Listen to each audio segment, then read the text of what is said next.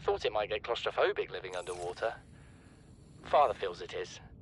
He'd tell me it was childish, but I stare out the window and sometimes I think how lucky I am to see this world up close. Back on the island, I wouldn't have believed the creatures that live down here. The fish, they glow. There's one that's 90% eyeball. Snakes twice the length of a habitat compartment. Certainly, it's not all friendly. Most of the plant life is toxic. Learned that the hard way. But I've managed to coax some marble melons into growing indoors.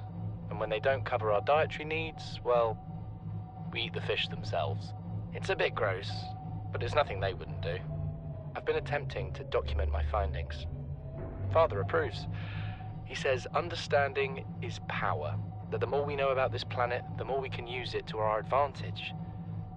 I'm just doing it because it's fun.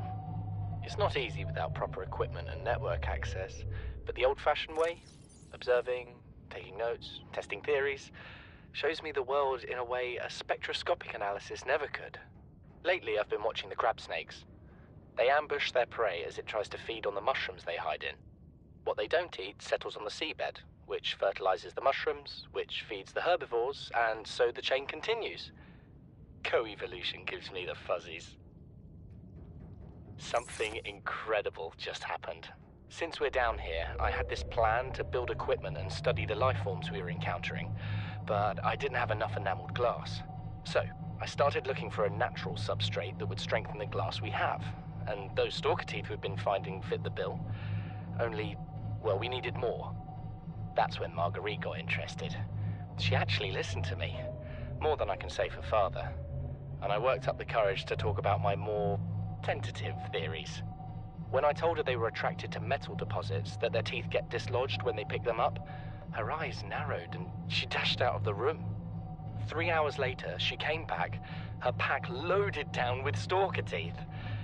I asked her about it. She shrugged and said my theories were good. Said she had the meeting out of the palm of her hand. I think she meant it literally. She is incredible. She went out to the kelp forest armed with just a heat blade and went fin to fin with a pack of stalkers. On the one hand, that is the coolest thing I have ever heard. On the other, I hope the stalkers didn't come off worse than Marguerite did. She had a huge gash on her forearm. I don't think things went as smoothly as she made out. And what's the point in surviving here if we have to kill everything that makes it so wonderful? I wish I knew more about these animals, but Father won't let me leave the habitat. Maybe with all this glass, we could build a containment unit and get up close to them. This is the first time I've seen sunlight in months. After all that time in the deep, I'd been dreaming of it. Now that I'm back here, I'm finding it hard to enjoy alone. Father was right. We should never have left this place. We shouldn't have gone so deep. They do not want us down there. Despite my best efforts, ill health is taking hold of me. The visions are getting worse. Marguerite and Father are now part of the ecosystem of this incredible planet. It's reassuring to know that when I go, I'll join them. Until then, well, there's always the view.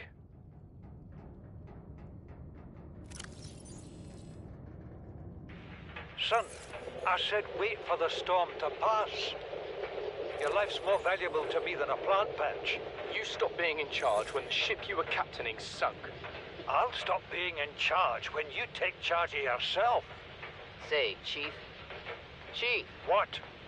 You know how to drain those grow beds of 40 tons of stormwater? Or how to conjure food from the air? I know how to prioritize. I'm just saying, if that's so, what's your boy's life worth, Chief, today? If tomorrow you're gonna be so hungry you start wondering what he tastes like, let him go deal with the plants. Son, go deal with the plants.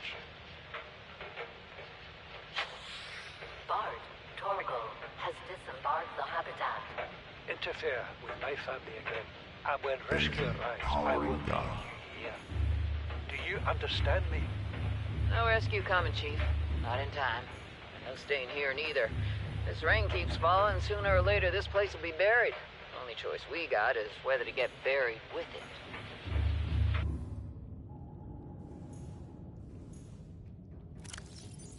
What is that thing? I don't know. I found it outside in the sand.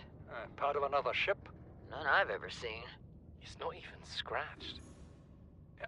Don't fool around with it. It might be worth something. Stand down, Chief. If it were gonna crumble to dust, it would have done so when I picked it up. It's glowing. We're not the first people to come to this planet. People. Maybe. Could be aliens. Could be the damn sea monsters for all we know. One thing for sure, we ain't gonna find out by staying here.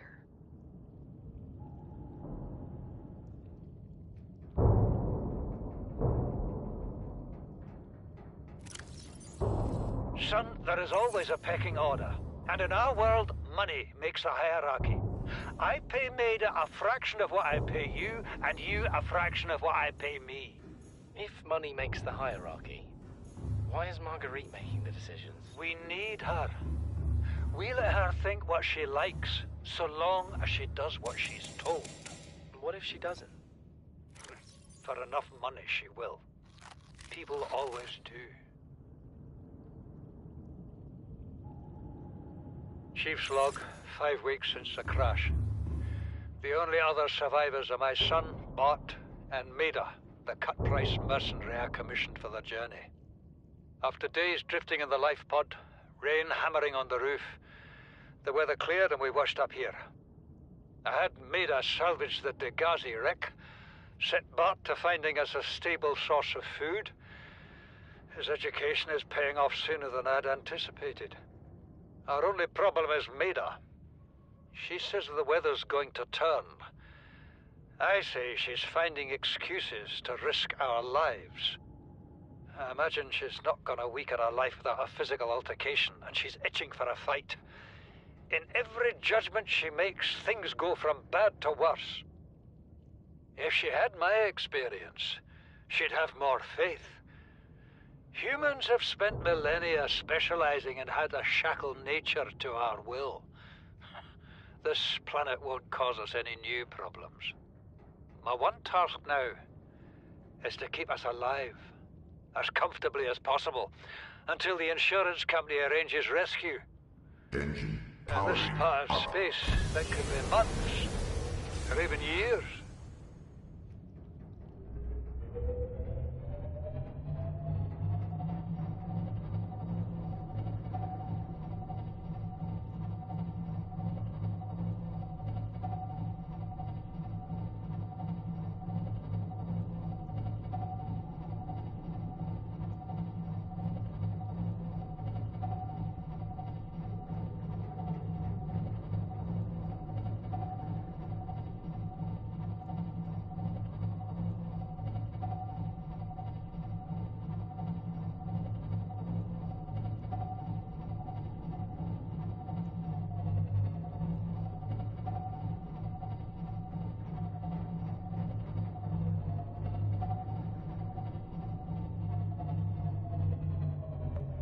engine powering down.